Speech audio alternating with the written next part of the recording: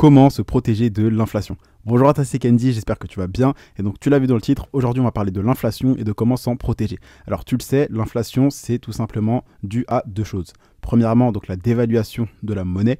Donc dévaluation, c'est tout simplement ça perd de sa valeur parce que tu le sais, il y a les banques centrales, donc la BCE par exemple, la Banque centrale européenne, qui font que d'imprimer des billets, d'accord? Elles impriment des billets et donc il y a de plus en plus de billets, ça veut dire il y a de plus en plus de euros ou de dollars, d'accord? Et donc tu le sais, le principe de la rareté, plus quelque chose est rare, plus ça a de valeur, moins quelque chose est rare, moins ça a de valeur. Et donc vu qu'on augmente la quantité de billets, donc quand les banques centrales elles impriment, les billets, les euros, les dollars, ça devient moins rare. Et donc, ça perd de sa valeur avec le temps. Donc, la monnaie se dévalue, d'accord? Et donc, la dévaluation de la monnaie, ça crée une chose qui s'appelle la baisse du pouvoir d'achat. Tout simplement, la hausse des prix, la baisse du pouvoir d'achat. Tu as les entreprises, donc tous ceux qui vendent des biens et des services, donc typiquement Total, Carrefour, la baguette de pain chez tout boulanger. En fait, l'argent, par exemple, si tu as 5 euros, tu peux acheter par exemple 5 baguettes à 1 euro. Logique. Mais si par exemple les banques centrales font que d'imprimer des billets, ça va causer la dévaluation.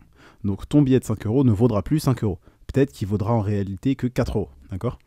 Et donc, avec ton billet de 5 euros, tu peux juste acheter 4 baguettes maintenant. Au niveau économique de la chose, je parle. Même si en vrai, ton billet de 5 euros, il y a écrit 5 euros dessus. Mais vu que ton billet économiquement ne vaut plus 5 euros, mais que malheureusement, tu l'as compris, on ne peut pas prendre un crayon au marqueur ou un marqueur rouge, tout simplement, et barrer le 5 euros sur le billet pour écrire 4 euros. On ne peut pas faire ça. Donc, ce que les entreprises font, c'est qu'elles augmentent leur prix pour rééquilibrer la balance.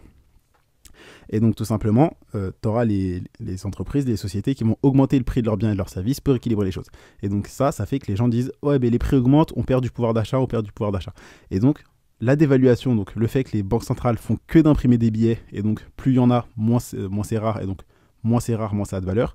Donc vu qu'on ne peut pas changer la valeur qui est écrite sur les billets, et ce qui se passe, c'est que les entreprises, elles augmentent le prix de leurs biens, le prix de leurs services.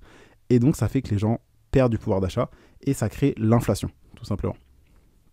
Et donc ça fait que les prix des biens et des services augmentent, par exemple en France, en tout cas en décembre 2021, c'était de 3%. Alors je te parle, donc tu as les États-Unis, donc en mars 2022, tu as les États-Unis qui ont une inflation de 7,9%. C'est-à-dire que les prix, en un an, les prix des biens et des services ont augmenté en moyenne de 7,9%. Et donc là, on va prendre l'exemple des États-Unis. Donc je t'avais dit tout à l'heure qu'une baguette égale 1 euro, par exemple. Donc on va faire la même chose aux États-Unis. Donc une baguette égale 1 dollar.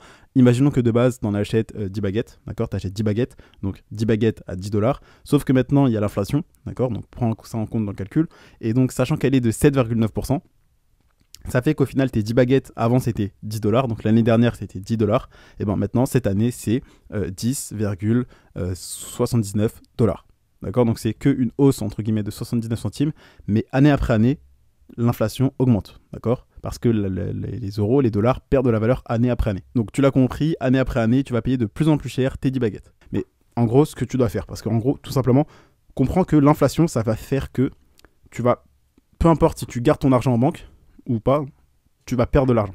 Donc tu ne dois pas laisser ton argent en banque, parce qu'en fait, ton argent perd de sa valeur. Les euros perdent de la valeur. Donc ne laisse pas ton argent en euros sur ton compte en banque, d'accord? Sur ton livret A.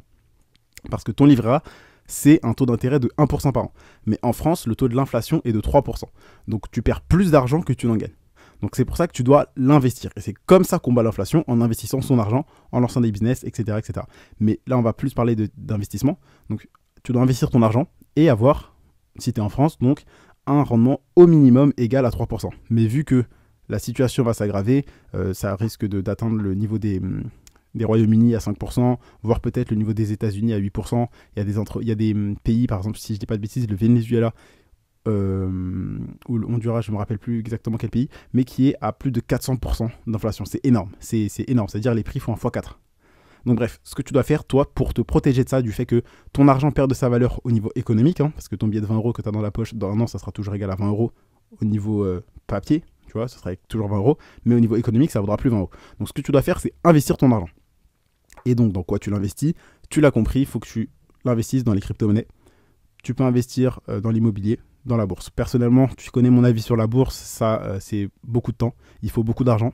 Donc, pas intéressant, surtout que si tu vas acheter une action, par exemple, Apple à, je sais pas à quel prix elle est, mais 140 euros, tu dois avoir 140 euros. Alors que si, par exemple, tu vas acheter du Bitcoin et que tu n'as que 50 euros et que le Bitcoin vaut 40 000 euros, bah, tu peux l'acheter parce que le Bitcoin, il est fractionnable, alors que la plupart des actions ne le sont pas. Ensuite, la bourse, ça prend énormément de temps, d'accord? Parce que les gens vont dire oui, tu peux devenir riche avec la bourse en mettant sur des ETF et tu auras des intérêts composés, blablabla. Ça, c'est du bullshit, clairement.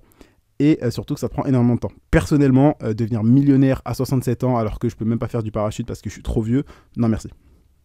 L'immobilier, tu as besoin de garants, ça tu le sais déjà, tu as énormément de contraintes de barrières à l'entrée et les crypto-monnaies, tu n'en as pas. Donc ça c'est bien, c'est pour ça que les crypto-monnaies c'est génial je pense pour commencer à investir, créer ton patrimoine et ensuite tu pourras mettre, une fois que tu as beaucoup d'argent, investir en bourse, investir dans l'immobilier tout simplement. Parce que faire un 10%, attendre 67 ans alors que tu commences avec quelques centaines d'euros, c'est pas intéressant. Mais par contre l'effet, les intérêts composés, l'effet cumulé, que beaucoup de gens te parlent avec la bourse, bah il serait génial si tu avais déjà énormément d'argent, d'accord? Parce que si tu fais un 10% sur 100 euros, c'est pas beaucoup. Mais si tu fais un 10% sur un 100 000 ou un 1 million, c'est énorme, d'accord? Donc c'est pour ça que tu dois commencer à te créer vraiment une grosse richesse avec les crypto-monnaies et également avec le business en ligne. Donc tout simplement, si tu veux battre l'inflation, tu dois investir ton argent, essayer d'avoir au minimum 3% de rentabilité par an, donc de retour sur investissement, donc de ROI. Et je te dirais même, voire un peu plus loin, voire 5, voire 10% de rentabilité. Donc par an. Et là, je te parle en net. Donc tout simplement, si tu veux battre l'inflation, investis ton argent, ne laisse pas dans la banque, parce que si tu laisses dans la banque en euros, bah, vu que les banques centrales impriment continuellement des billets, bah, tes euros perdent de la valeur, typiquement. Donc au niveau économique, tu pourras acheter de moins en moins de choses, et donc tu perds du pouvoir d'achat. Donc si tu veux te protéger de l'inflation, tu as juste à investir. Et donc pour savoir investir, tu sais déjà ce qu'il faut faire, te former, consommer du contenu de valeur qui t'apprend à investir. Donc, je compte sur toi pour appliquer ça. Donc, tu le sais, ça ne veut pas dire retire tout ton argent du livret A. Garde un petit peu d'argent sur ton livret A. Je dirais peut-être 3 à 6 mois d'avance de côté au cas où. Mais le reste, investis-le. Fais vraiment travailler ton argent. Ne le laisse pas pourrir et perdre de sa valeur dans ton livret A. Je compte sur toi pour appliquer. C'est tout pour cet épisode. C'était Kendy et je te dis à demain pour un prochain contenu rempli de valeur.